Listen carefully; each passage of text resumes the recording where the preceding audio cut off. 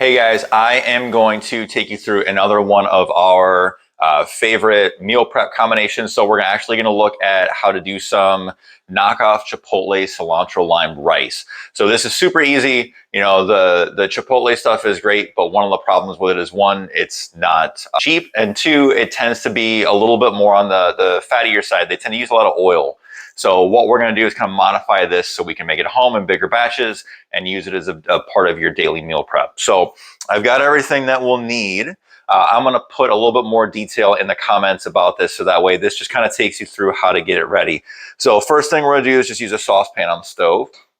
Now, if you're not used to cooking on a stove, a lot of stove tops are going to have one burner that's going to be a little bit on the higher side, and then some burners that are going to be smaller and have a little less output. So we've got one burner on this stove that puts out the most amount of heat. That's the one I would recommend using for rice. So when you're looking at some of the cook times, if you've never prepped it on your stove before, I would suggest erring on the side of cooking a little bit less and then just paying more attention to it as you go. But I'll tell you what we use for cook times. So I'm going to get this thing going first. We're just going to turn the stovetop on high heat first. So I'm going to be prepping a bigger batch. So I'm going to do 3 cups of rice. So 3 cups of rice goes with 4 cups of water. This is instructions that you can typically find on jasmine or basmati rice. You're gonna only want to use like jasmine or basmati rice for this. If you try to do this with brown rice, the cook times will be different. I would not do this with sushi rice at all.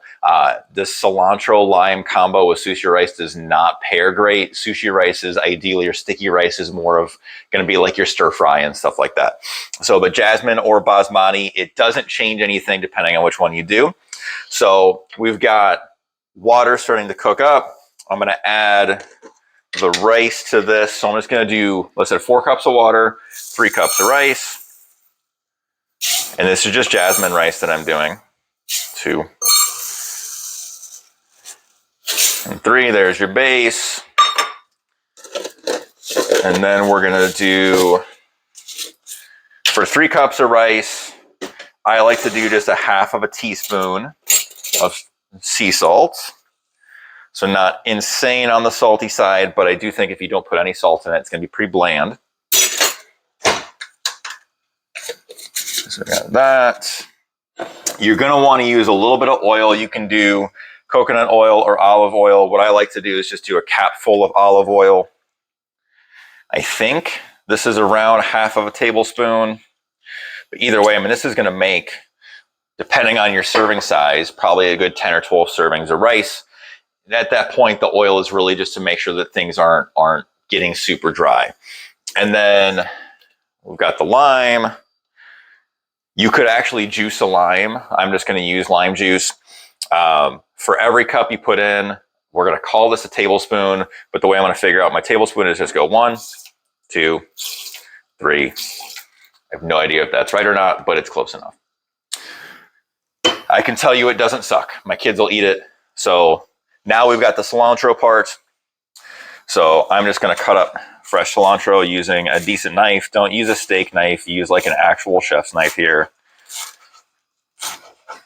I'm guessing this is probably going to be about a half cup of diced cilantro. Again, I'm not going to actually measure it. I'm just going to eyeball it. So let's cut this a little bit finer. You can do this exact same thing without the cilantro.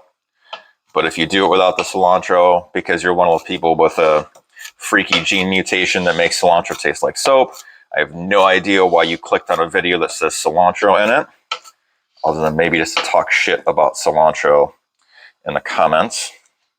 So again, this is what we're going to put in.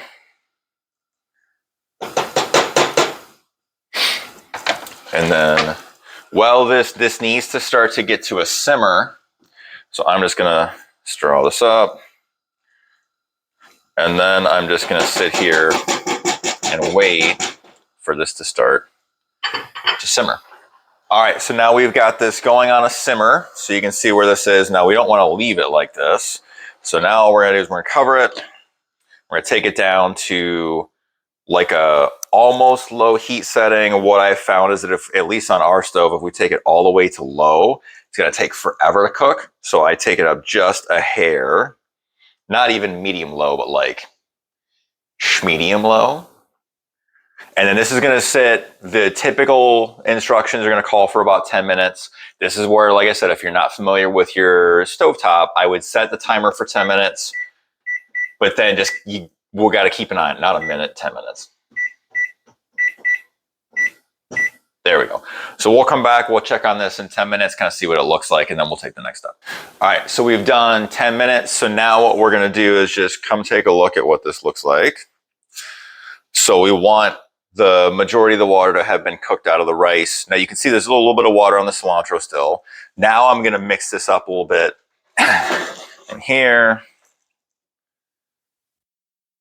So now now we know that the rice has been cooked so the water is out. We're going to turn the burner totally off. We're going to cover it again, and we're just going to let it steam for another 10 minutes. So there's a two-step thing. So you want to make sure you do that this way. So again, another 10 minutes. And then we should be able to come back and it should be good to go. All right, so we just steamed this for 10 minutes. Again, the burner's been off the whole time. Hopefully you didn't leave the burner on, because otherwise this rice is about to be dry as shit. So now let's take a look, kind of see what we got going on. So now this is ready to go. And I already started before I switched the burner off, but you could, just to make sure it doesn't stick, because you're going to want to let it sit and cool off a bit before you put it in the fridge. Otherwise, if you put really hot rice in the fridge and you cover it, all the moisture that's currently steaming out is going to pile up, and then you're going to end up just with a pool of it at the bottom of the container. So this is, like I said, this is basically going to be almost exactly what you would get if you were to go to Chipotle, but just with less oil, so you're getting less fat, so easier to control calories, and it's infinitely cheaper. So this goes with pretty much anything you would get at Chipotle. So chicken, rice, pork, veggie stuff, fajitas, take your pick. But hopefully you like it. If you like this sort of stuff, make sure that you subscribe to our channel and like the video. If there's anything else that you would like to see us go through as far as different meal prep options, make sure you drop a comment down below, and then we'll add it to our list. All right, we'll see you guys next time.